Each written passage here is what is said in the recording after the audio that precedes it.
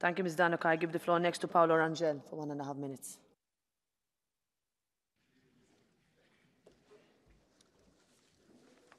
Dear President, dear Prime Minister, Commissioner, first let me thank you and congratulate you for reinforcing the tradition of Luxembourg commissioners, presidents of commission and prime ministers in fighting for rule of law, for human rights, for the rights of minorities, because I remember that even against the first steps of wrongdoing of Orban, Viviane Reding was always with the red alarm, and not by chance, Juncker was not voted by Orban as president of the Commission. And so this is, Luxembourg is always giving the example, and you keep this tradition and reinforce it. Then let me say, as a Portuguese, that we experienced the European Union before we were members because of the experience of our citizens in Luxembourg. They were so well received that this was the true European spirit. And then let me put a political question, because at some time, at some moment, you said that peace could be obtained in Ukraine if there was a meeting between Xi Jinping and Biden. And I have to say that I'm quite skeptical about this statement. And I'd like to know how do you envisage a peace process when you try to design this new formulation? Because I see with President Lula now what he is saying, and these are not good news for us and not good news for Brazilian external policy. So I'd like your comment on this. Thank you, Mr. Rangel. I give the floor next to Vice President Marc Angel for 2 minutes. Monsieur le Premier ministre, je me souviens vivement de notre temps commun en politique luxembourgeoise, parfois au sein de la même coalition, parfois séparés par les rapports de force politiques, mais toujours unis dans l'ambition d'améliorer la vie des gens. Merci d'être parmi nous aujourd'hui. Je suis fier que le Luxembourg, membre fondateur, a toujours soutenu un projet européen ambitieux et a agi comme moteur de l'intégration européenne, et ce, en dépit de sa petite taille. Monsieur le Premier ministre, la solidarité, l'état de droit et nos valeurs fondamentales sont plus importante que jamais dans un monde en mutation. Je compte sur vous pour continuer à défendre ces principes en Europe et ailleurs, comme vous l'avez d'ailleurs toujours fait. La population ukrainienne mérite notre pleine solidarité dans sa lutte contre l'agresseur russe et dans la défense de nos valeurs. Il est indispensable, comme vous l'avez dit, de préserver cette unité européenne sur cette question. La solidarité demande également une lutte déterminée contre les inégalités sociales. L'approfondissement de la dimension sociale de l'Europe, comme l'ont d'ailleurs revendiqué les citoyens de la conférence sur l'avenir de l'Europe, est crucial. Et cet exercice de la conférence était un formidable exercice où nous avons laissé parler des milliers de citoyens. La solidarité européenne doit également se manifester sur les questions fiscales. Si je salue les réformes considérables mises en œuvre au cours de la dernière décennie au Luxembourg et au sein de l'UE, j'espère que ces efforts seront poursuivis. Il faut également étendre notre solidarité envers ceux et celles qui fuient la guerre et la persécution. Mon groupe des socialistes et démocrates se félicite que le Luxembourg continue à défendre une position humaine dans un débat dont le ton ne cesse de durcir au Conseil. Il est d'ailleurs d'une importance capitale, comme vous l'avez souligné, de trouver un accord sur le pacte migratoire avant les élections européennes. Monsieur le Premier ministre, l'Union européenne se dote d'objectifs ambitieux, que ce soit en matière de lutte contre le changement climatique, la digitalisation ou de défense, et pour cela, elle doit se renouveler, adapter ses règles de fonctionnement, sa gouvernance économique et sociale, redéfinir le cadre de ses ressources budgétaires et, le cas échéant, modifier les traités. J'espère que le Luxembourg sera prêt une fois de plus à soutenir et à promouvoir des approches ambitieuses dans l'intérêt européen. Je vous remercie. Merci, M. Rangel. Next is Charles Goerens for 2 minutes. Merci, Madame la Présidente. Permettez-moi de commencer par une citation de notre ami Philippe Lamberts en vous adressant, Monsieur le Premier ministre, un chaleureux coup de moyenne à vous et à votre équipe. On peut s'interroger sur la valeur ajoutée d'un petit pays dans un monde où tout semble se réduire à un rapport de force Chine-USA, pays agresseurs contre pays opprimés, régimes autoritaires contre démocratie libérale. Eh bien, la valeur ajoutée d'un petit État, c'est son refus de s'accommoder d'un monde dans lequel compte essentiellement le nombre de coups de canon, la capacité de désinformation ou ses moyens d'intimidation. Entendons-nous bien, un pays n'est pas forcément vertueux parce qu'il est plus petit, loin s'en faut. Un pays n'est pas forcément exemplaire parce qu'il ne dispose pas des moyens pour écraser les autres. Mais un petit pays peut être utile, voire très utile, parce qu'il sait appréhender à un stade précoce des menaces existentielles que font peser sur lui les petites, moyennes et superpuissances.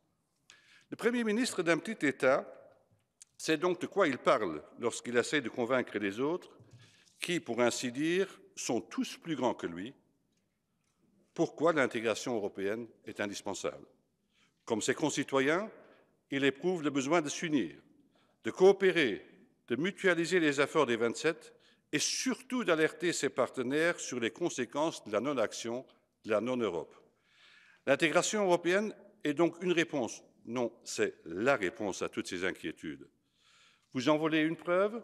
Eh bien, Robert Schuman, ministre des Affaires étrangères d'un grand pays, a vécu ses 20 premières années dans le pays qui est le mien, qui est celui de Xavier, qui est celui de ses prédécesseurs Juncker, Santer, Thorn et Werner. Croyez-vous qu'il s'agit d'un hasard de les avoir vus ou de les voir tous tiquer de la même façon, privilégier en toutes circonstances le droit plutôt que la force? Merci. Le frottement aux dures réalités d'un monde où seul semble compter le rapport de force, il me semble judicieux de rappeler à ceux qui sont grands, qui au sein de l'Union européenne, qu'il y a encore plus grand qu'eux à l'extérieur de celle-ci. Monsieur Goerens. Next is Tilly Metz for 1.5 minutes. Monsieur le Commissaire. Cher Premier ministre, mooie leven Xavier, c'est toujours un plaisir de te voir au Parlement européen.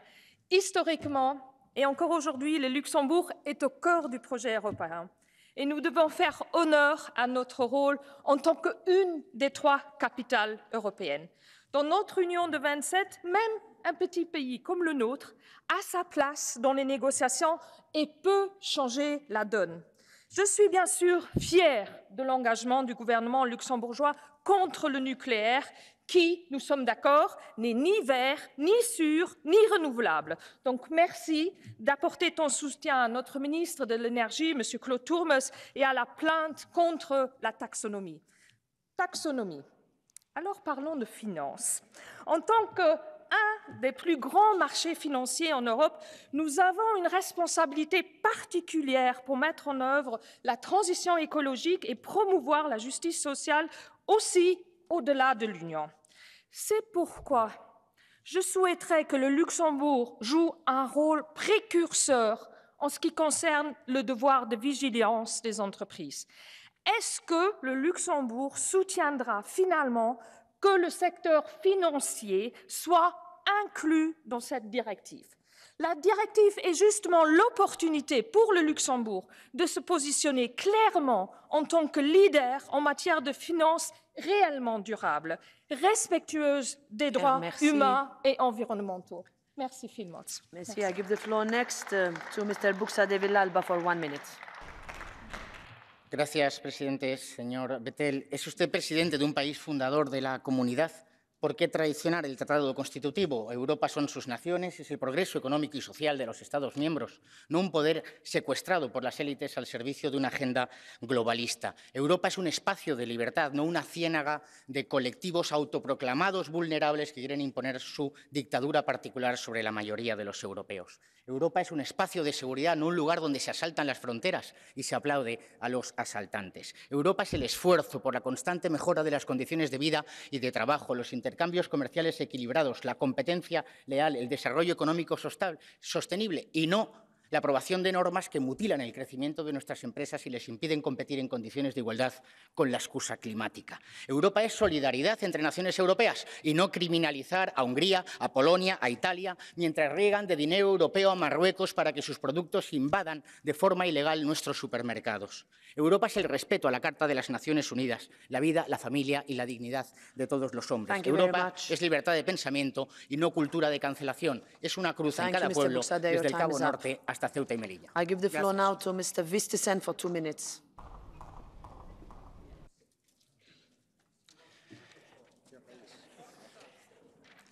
Herr Premierminister, flygtninge- og migrantkrisen i Europa er igen på vej fuldstændig ude af kontrol. Vi oplever kvinder, mænd, ja endda børn drukne i Middelhavet hver eneste dag.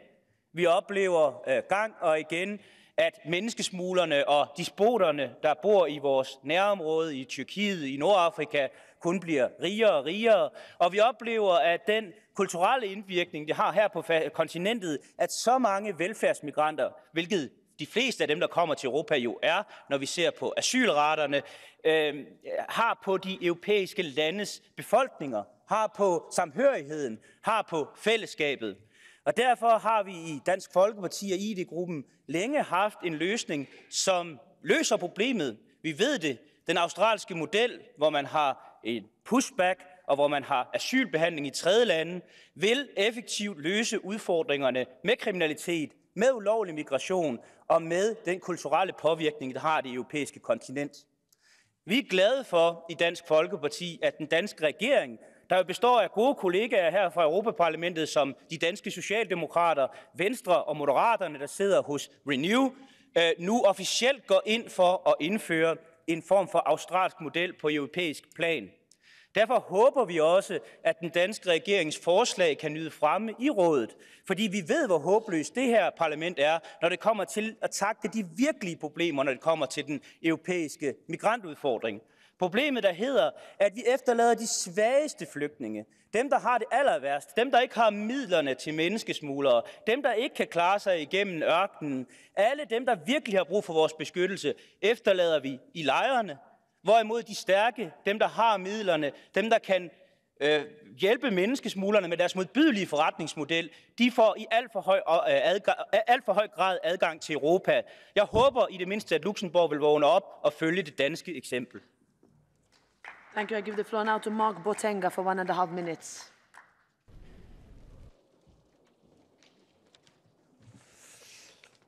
Monsieur le Premier ministre, bonjour, bienvenue. Nous appartenons à des camps politiques différents. Nous défendons le camp de la classe travailleuse. Vous êtes plutôt du côté de l'évasion fiscale des banquiers. Mais vous avez donné une leçon importante, je pense, à la Commission européenne et à certains de mes collègues, et je vous en remercie. Parce que, vous savez, la Commission européenne a parlé d'interdire TikTok.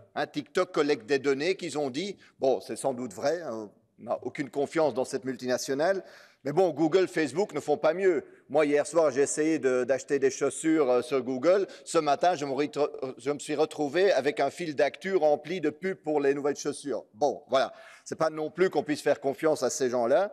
Mais bizarrement, la Commission européenne n'appelle pas à interdire Facebook, Google et autres. Et en fait, soyons honnêtes, quand la Commission appelle à interdire TikTok, elle obéit aux États-Unis. Les États-Unis ont peur de TikTok parce que beaucoup de gens, notamment jeunes, préfèrent aujourd'hui TikTok à Facebook et autres.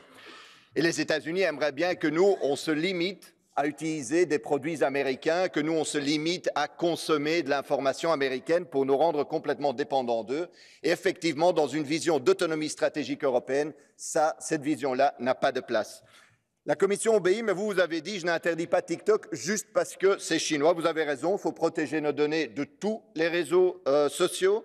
On ne va pas se faire la leçon par des boomers américains qui ne savent pas si TikTok, oui ou non, se connecte à un Wi-Fi. Franchement, l'Europe vaut mieux que cela. Merci beaucoup. Merci. Next is Tamás Deutsch for 1 minute.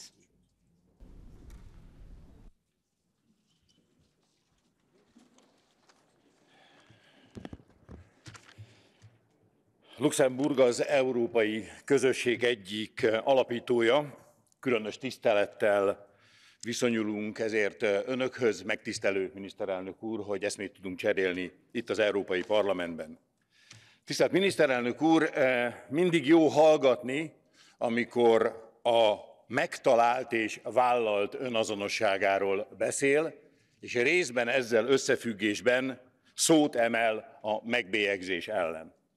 Tisztelt miniszterelnök úr, én arra kérem önt, hogy az öntől eltérő önazonossággal, eltérő meggyőződéssel, az öntől eltérő hittel, az öntől eltérő politikai véleménnyel bírókat ne bélyegezze meg. Tisztelettel arra kérem miniszterelnök urat, hogy valótlanságot állítva a magyar gyermekvédelmi törvényt ne minősítse homofób törvénynek, mert a magyar gyermekvédelmi törvény egyetlen egy dologról szól, hogy lehet megvédeni a szülők gyermekek nevelésére vonatkozó elidegeníthetetlen jogát. Next is Mr. Bogdan for 1.5 minutes. Good morning.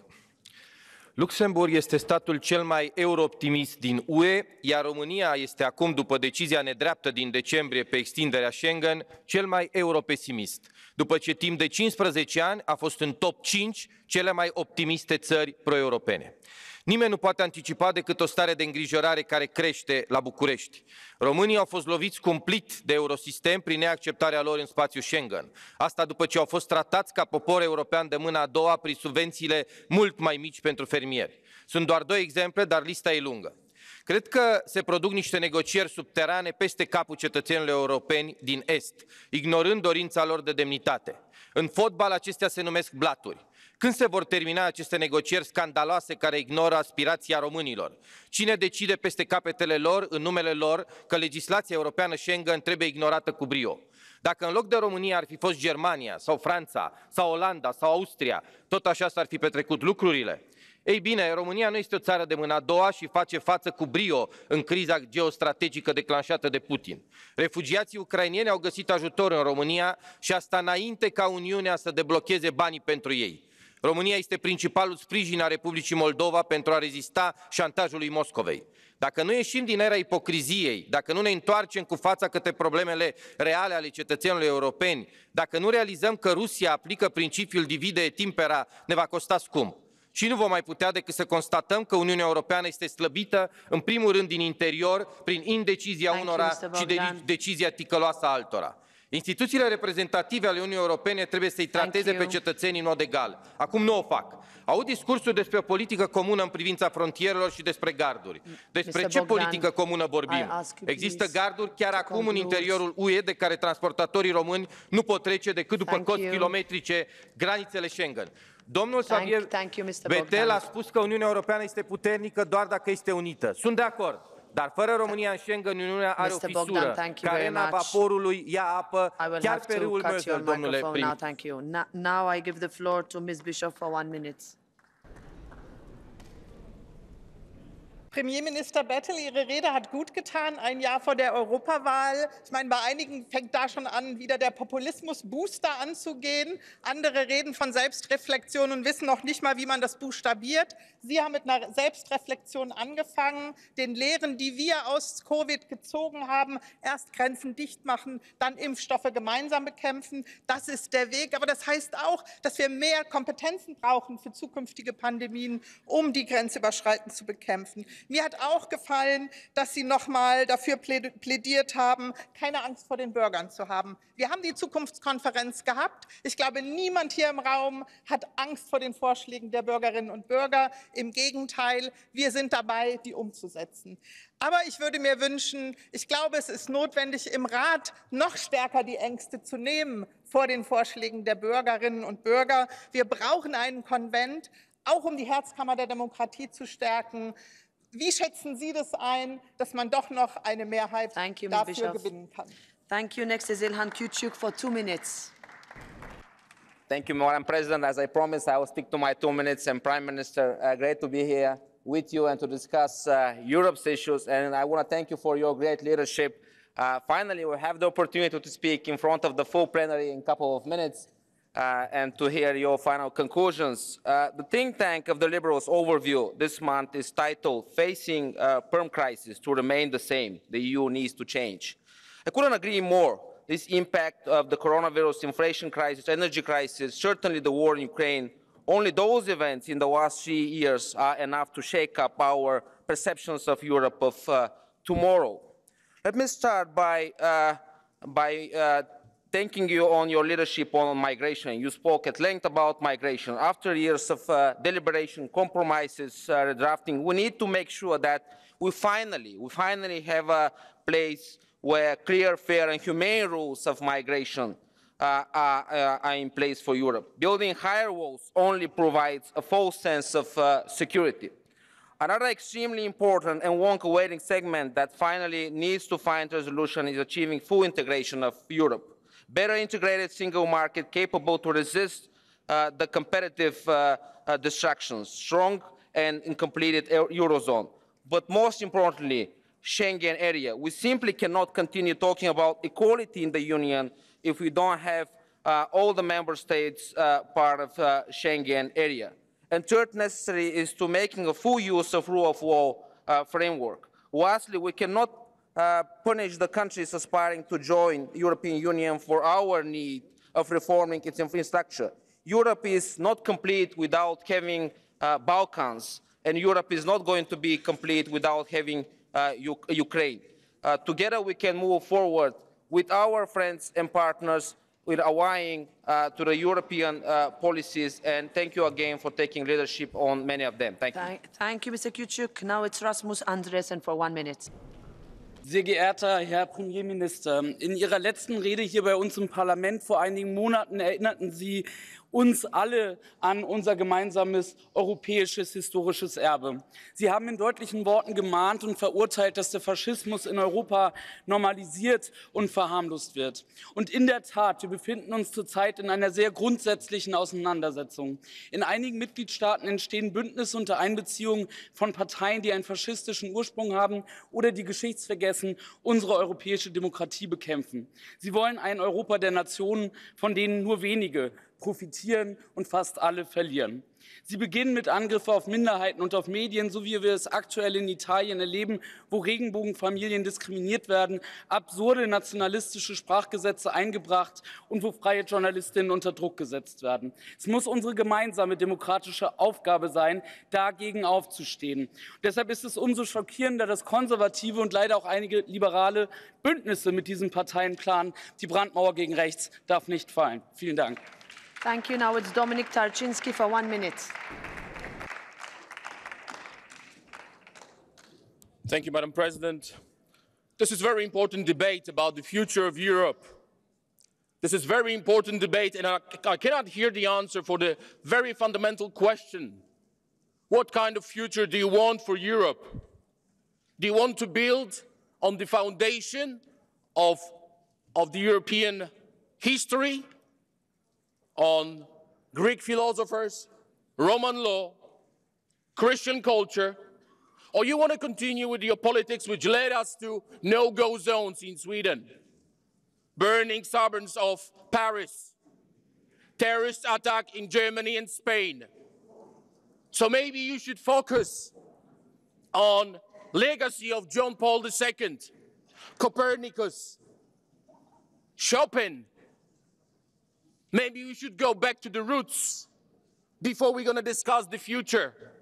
So maybe you should be like Poland, with lowest unemployment in European Union. Thank you, Mr. Tarczynski. Maybe you would like to be #1 as the safest place in Europe. Thank you. If you want to have a future for Europe, be like Poland, because Poland is future. Thank you. Your time is up. Next Thank is you. Jörg Meuthen for 1 minute.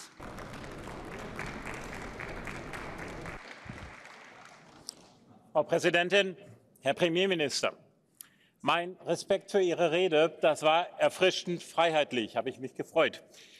Die Vielzahl von Krisen in der Welt wirft gleichwohl Fragen auf, wie sich Europa in Zukunft außenpolitisch aufstellen soll. Die Kernfrage lautet, wie muss die EU gestaltet sein, um auf diese Krisen erfolgreich zu reagieren? Die reflexartige Antwort, auch von Ihnen, Herr Bettel, heißt stets mehr EU, mehr Zentralismus und zugleich eine blindwütige Haltungs- und Bekenntnisattitüde, wo doch allein Realpolitik und Pragmatismus gefordert wären. Die EU ist, sehen wir der Wahrheit ins Auge, heute wirtschaftlich ein kranker Riese, der global immer weiter an Boden verliert und politisch ein Zwerg, den niemand mehr wirklich ernst nimmt. Das hat Frau von der Leyen ja vor 2 Wochen erst in Peking schmerzhaft und bis ins Peinliche reichend erfahren und wenige Tage später die deutsche Außenministerin, die international sowieso nur belächelt wird, an gleichem Ort dann ebenfalls. Die EU muss endlich lernen, eine von Interessensausgleich und pragmatischem Realismus geleitete Außenpolitik zu betreiben. Es muss Schluss sein mit Belehrungen, Moralpredigten und gänzlich unangebrachter europäischer Arroganz. Sonst macht die EU sich international zum Gespött. So sollte die Mr. Meuthen. I give the floor now to Mr. Ludgen for 1 minute. Good morning, Monsieur le Premier ministre, cher Xavier. D'abord, bravo évidemment pour de vous inscrire dans la tradition du Grand-Duché de Luxembourg, de défendre les valeurs européennes et de défendre l'esprit européen, notamment la défense de la minorité. Cela étant, Monsieur le Premier ministre, je pense qu'il est vraiment essentiel que vous vous inscriviez aussi dans une autonomie stratégique, non pas ouverte, mais ferme, solide, dans différents secteurs pour l'Europe. L'alimentation, l'énergie, la défense notamment, 3 secteurs qui sont essentiels pour le développement de l'Europe entière. Je ne vous ai pas entendu, Monsieur le Premier ministre, et j'en suis déçu, je n'ai pas entendu parler notamment de la politique agricole, essentielle. Comment pouvons-nous réussir la politique de changement climatique sans parler des agriculteurs, des hommes et des femmes qui se battent chaque jour pour nous nourrir? Je pense qu'il est vraiment important qu'au-delà des valeurs que nous défendions chaque Européen, que chaque Européen, où qu'il se trouve géographiquement, considère l'Europe comme une chance et que nous leur apportions tout le soutien là où il se trouve. C'est comme ça que nous défendrons l'Union européenne. Je vous remercie. Merci, Monsieur Ludgen. Issa naddi l-parola il-kelma lil Alex Ġusaliba għal-minuta. Grazie, Prim Ministru, li tinsab maħna l-lum. Sabiex il-proġett Ewropew jibqa' wieħed relevanti, rridu nitkellmu fuq il-prioritajiet tan-nies. U waħda mill-akbar prioritajiet li n-nies qegħdin u ċ-ċittadini qegħdin jitkellmu dwarha hija l-priorità li nsaħħu il-qasam soċjali fuq bażi Ewropea. F'sitwazzjoni fejn għandna rati ta' inflazzjoni għoljin ħafna, prezzijiet għoljin tal-enerġija u tal-ikel, żieda tal-qatt, żieda fil-faqar u żieda fl-ugwaljanzi soċjali u l-gwerra fl-Ukrajna. Allura huwa importanti li l-prinċipju tal-Pilastru Ewropew ta' drittijiet soċjali l-SDGs ikomplu jkunu il-boxla illi tigwida r-riformi u l-investimenti. Id-drittijiet soċjali għandhom ikollhom l-istess importanza bħal miri makroekonomiċi u ambjentali bilan komuni illi jtejjeb il-benesseri taċ-ċittadini Ewropej tagħna. U allura nixtieq ukoll nistaqsik x'inhuma u x'għandhom ikunu l-prijoritajiet tagħna bħalissa bħala Ewropej ukoll fejn għandu x'jaqsam ukoll il-qasam soċjali anka illi koinċidentalment għandna wkoll kummissarju responsabbli mill-qasam soċjali li qed jagħmel biċċa xogħol tajjeb illi huwa Lussemburgiż ukoll. Grazie, Sura Ġusaliba. I now give the floor to Mr. Puigdemont for 1 minute. Merci Madame la Présidente. Monsieur le Premier ministre, j'ai demandé d'intervenir dans ce débat parce que j'attends depuis 5 mois l'occasion de vous remercier des discours que vous avez prononcés lors du 70e anniversaire du Parlement européen. Vous avez donné l'espoir à beaucoup d'entre nous qui sont fatigués d'écouter de nos dirigeants européens des discours tellement prévisibles, tellement standardisés qu'ils pourraient être bien rédigés par le désormais célèbre ChatGPT. Aujourd'hui, vous avez souligné, comme il y a 5 mois, l'importance du respect des minorités, qu'elles soient sexuelles, ethniques, religieuses ou politiques, pour la paix, pour le progrès de l'Europe. J'ai rarement entendu cela avec la conviction que vous savez transmettre. Je vous demande de continuer à utiliser votre voix pour nous rappeler, comme vous l'avez dit, que ni les droits ni la paix ne sont des acquis définitifs et que nous devons nous battre sincèrement pour le défendre chaque jour. Merci. I give the floor next to Siegfried Muresan for 1 minute. Thank you, Madam President. Prime Minister Bettel, thank you, and many thanks to the people of Luxembourg for being excellent hosts to the European Parliament and to many institutions of the European Union for more than 70 years. The people of Luxembourg have always been at the forefront of European integration and at the forefront of defending European values. Let us stick together in defending Europe against extremism, against Euroscepticism, against division and against exclusion. Let us fight together for European values, for our democracy, for our institutions, for the values of the free world. And let me say that defending our European way of life requires efforts, and sometimes it also requires costs. Safety, security and defense is something important to my political family, to the European People's Party, and we have to work on this together. This is why my plea to you, Prime Minister Bettel, that Luxembourg increases also its commitment to safety, security and to defense spending, as we have all agreed in NATO to allocate 2% of our GDP to defense. The people of Ukraine are fighting for a European way of life. We should also defend our security here in Europe and at our borders. Thank you very much. Thank you very much, Mr. Muresan. Adesso do la parola a Brando Benifei per 1 minuto. Grazie Presidente, Presidente Bettel, bentornato al Parlamento europeo. Il suo paese, il Lussemburgo, è stato centrale nella costruzione dell'integrazione europea insieme a tanti altri paesi. Oggi siamo una grande unione, ma abbiamo bisogno di più coraggio dal suo paese e da tanti altri, da tanti governi, dal Consiglio.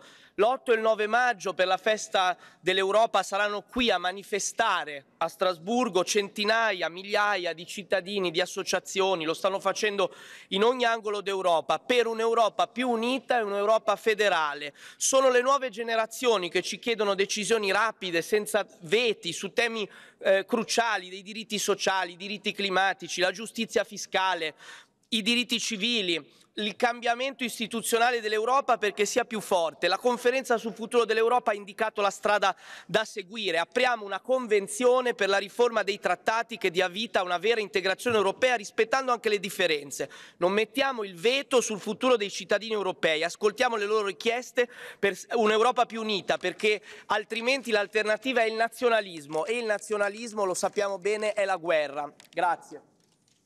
Thank you, Mr. Benifei. Next is Lucas Furlas for 1 minute. Σας καλωσορίζω στο Ευρωκοινοβούλιο. Ως Ευρωβουλευτής που προέρχομαι από μια μικρή χώρα, την Κύπρο, χαιρετίζω τον ηγέτη μιας άλλης μικρής ευρωπαϊκής χώρας, με μεγάλη όμως προσφορά στο ευρωπαϊκό γίγνεσθε. Αυτό που μας ενώνει στην Ευρώπη είναι οι αρχές και αξίες της. Αυτές τις οποίες όλοι οφείλουμε να πρεσβεύουμε. Προερχόμενος από μια μικρή χώρα, κύριε Πρωθυπουργέ, θέλω να δηλώσω εφαντικά ότι η αλληλεγγύη ερμηνεύεται για μας πολλές φορές ως διασφάλιση της ύπαρξής μας. Δυστυχώς δεν μπορώ να πω ότι εμείς τα μικρά κράτη-μέλη λαμβάναμε όση αλληλεγγύη η στήριξη μας αναλογεί. Θέλω να σας ευχαριστήσω θερμά για τη στάση αρχών που τηρεί η χώρα σας στον Κυπριακό. Ένα πρόβλημα εισβολής και κατοχής. Σας ευχαριστώ ακόμα και για τη στάση που τηρεί η χώρα σας στο σοβαρότατο θέμα του μεταναστευτικού.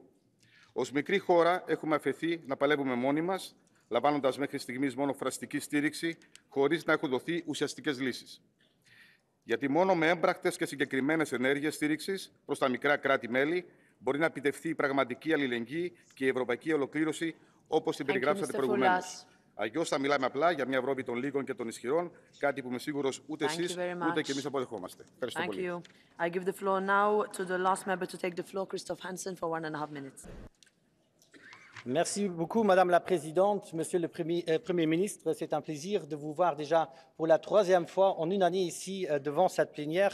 Je pense que c'est une preuve du respect que vous témoignez à notre institution. Ce n'est pas forcément le même respect que certains ont eu envers vous en attaquant la politique luxembourgeoise, le pays que nous partageons, et je regrette parce que nous sommes ici pour discuter aussi du futur de l'Union européenne, et je pense que le plan de relance européen a été un des plus grands approfondissements du XXIe siècle de notre Union européenne. Et donc ma question à vous serait: quels seraient les prochains pas pour un approfondissement encore plus important, et quel serait le prochain approfondissement que vous voyez?